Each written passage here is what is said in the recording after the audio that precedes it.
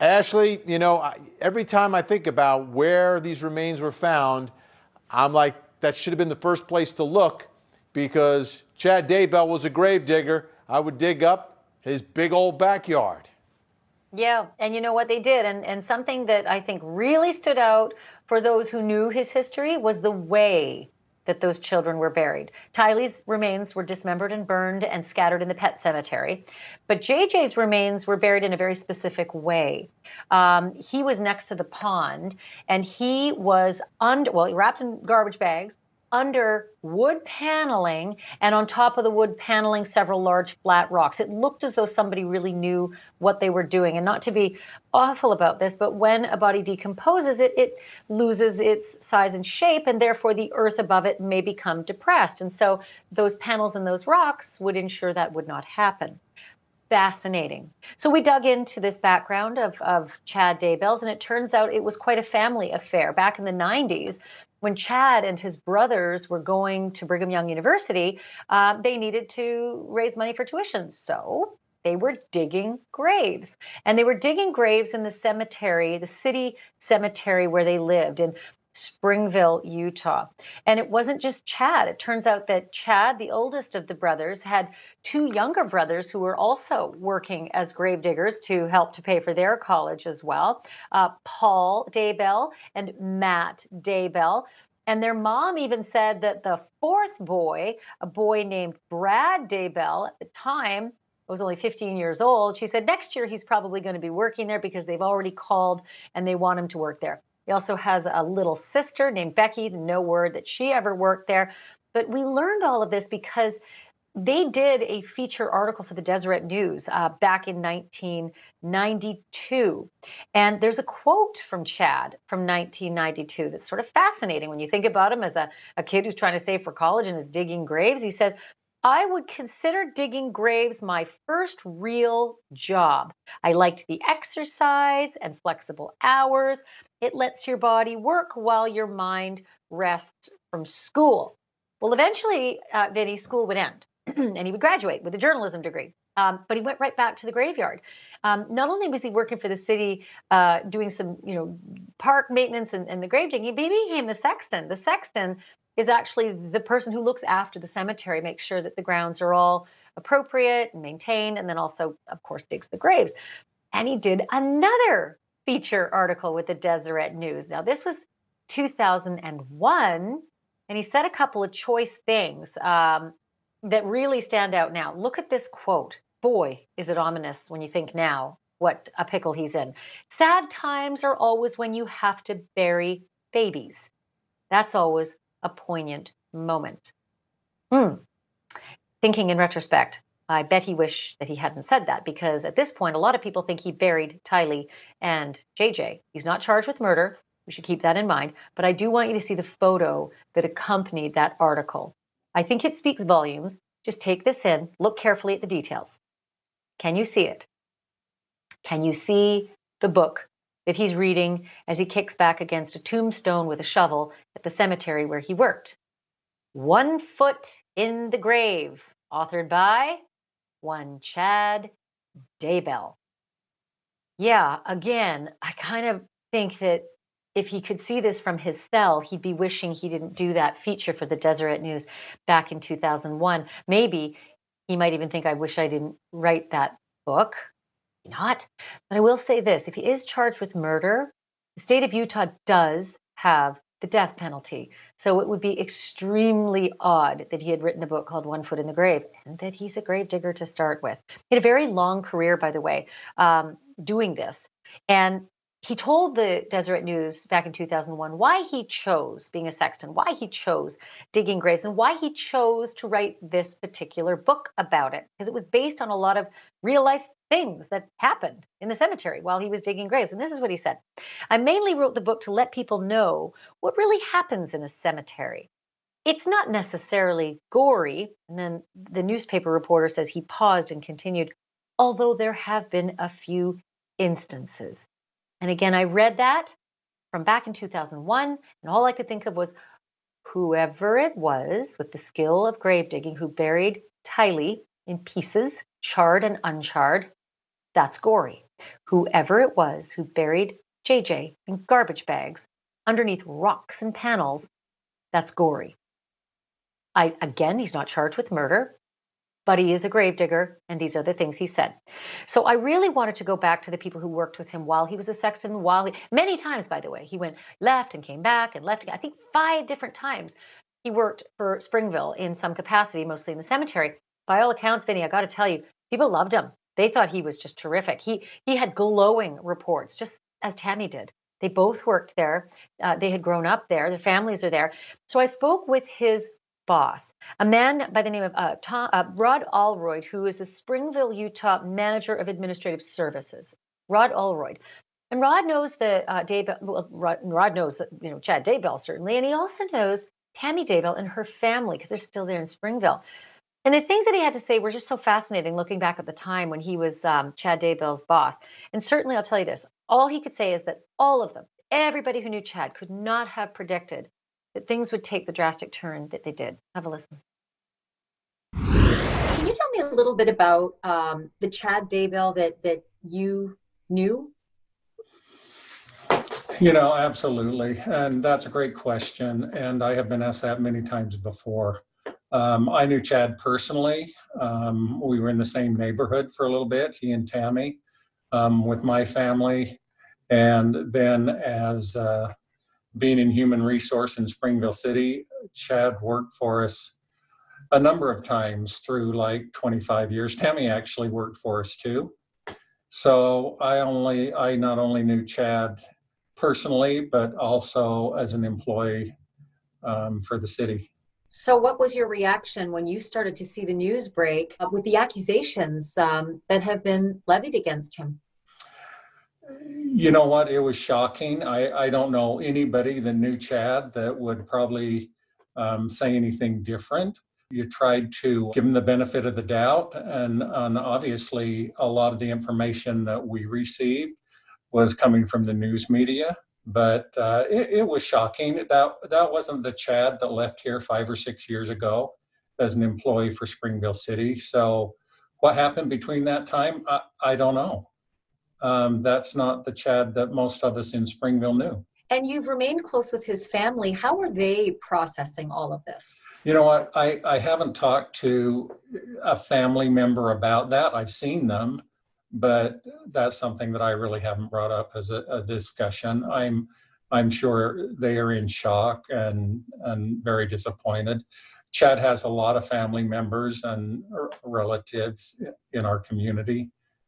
Very well respected, very well known, very good people. But I haven't talked to any of them about this situation. I think they need their privacy. Take me back to those years some time ago where you were, I think, the HR boss within the administration of Springville, and Chad was the sexton. Effectively, he was digging graves for your community. Actually, Chad was the sexton twice at Springville City. Quit, went to another municipality for a little while, came back. We hired him back. Chad actually worked here at the city 4 or 5 times. And he was hired 4 or 5 times because he did an excellent job. He was the sexton, as I said, twice. He was the sexton before he left and went to Idaho. He did a superior job.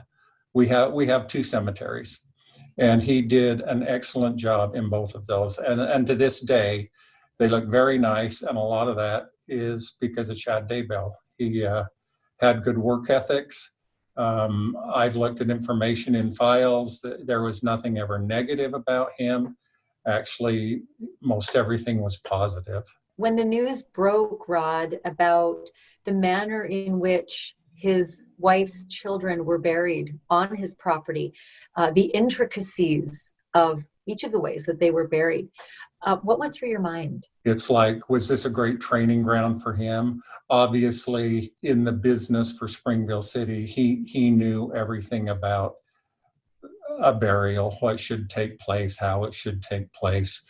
Obviously here it's evolved and it's a casket and it's a little different. I I don't really know how they found those children exactly, but obviously he knows more about a burial than I do. That, as someone who knew him, and technically you still know him, that information must have been very unsettling. When that announcement came out, and obviously it was on the channels, and there was a helicopter and a couple of dozen police officers or law enforcement officers, that was very unsettling. It was very depressing. You followed the story. You thought there might be some way, a happy ending for the kids. And obviously when you saw that, you knew there was not. I think it just changed everything in this scenario.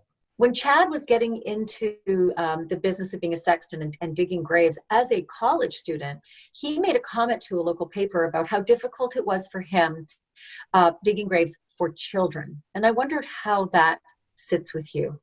I don't think I could even explain how that sits, especially where you saw the burial of children and the heartache of families. I don't know how you could go through what apparently you went through and what you possibly did.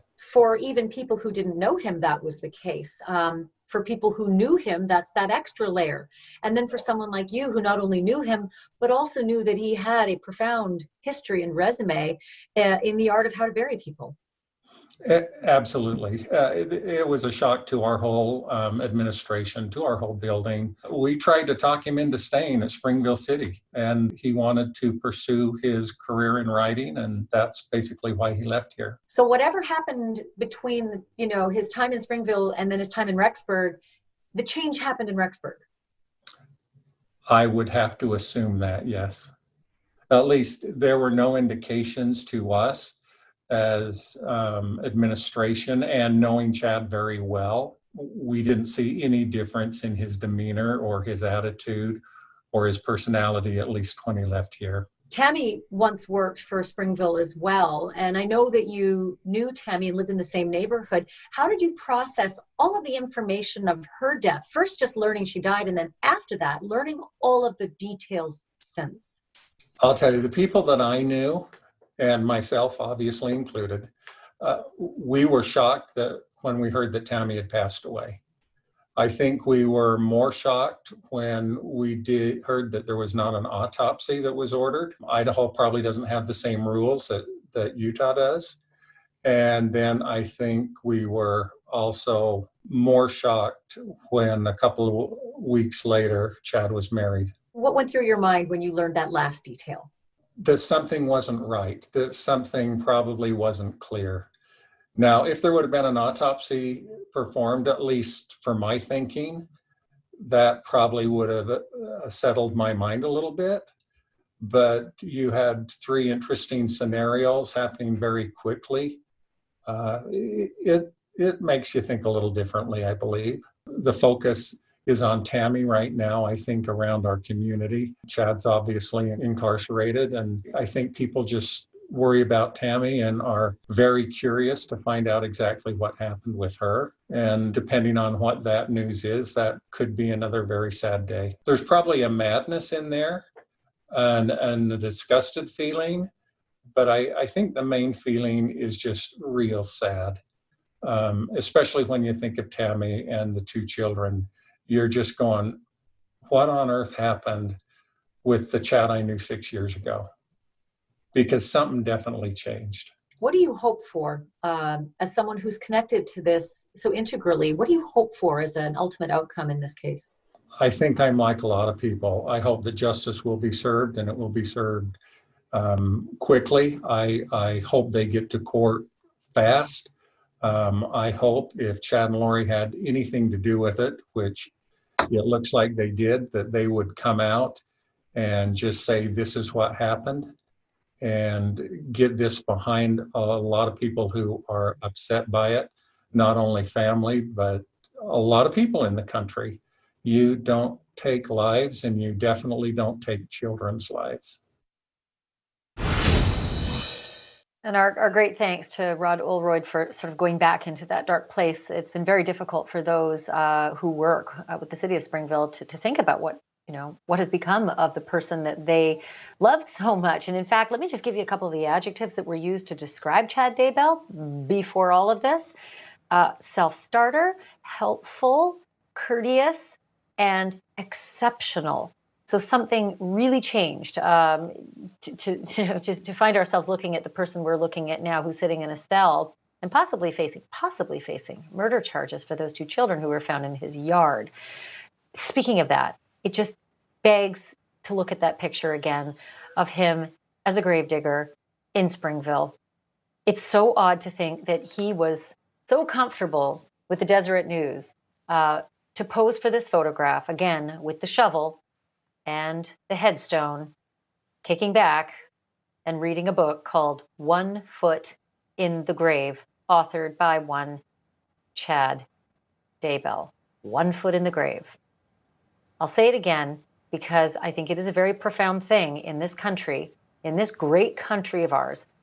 Utah does have the death penalty. No matter how you feel about the death penalty, Utah has it. And they're not afraid to use it for people who are charged with the worst of the worst crimes. And that would be crimes against children, certainly murders of children, multiple children. And if that is what Chad Daybell is facing, then that book would be prophetic indeed. Unbelievable. Ashley, as I looked at that photo, the other thing I look at there is him. I think that's where it all starts, where the ego starts to build up. And I'm still convinced this is like a middle-aged madness, middle-aged crazy kind of thing, where he goes from wearing, was he wearing some dad jeans now? Then when you look at the way he's dressed and his haircut, even his weight when he's with Lori Vallow Daybell, he's a different guy. He's like, self-confident, Mr. Cool, Mr. Getting a little feel of the celeb. So that's but you know something, unbelievable Vinny? stuff. At my age, I have so many friends who've gone through the middle-age change, and nobody's killed kids. That's for sure. Nobody. No, but it manifests itself, I guess, different ways. Extreme. Ashley Banfield, thanks so much for that really insightful look at Chad Daybell.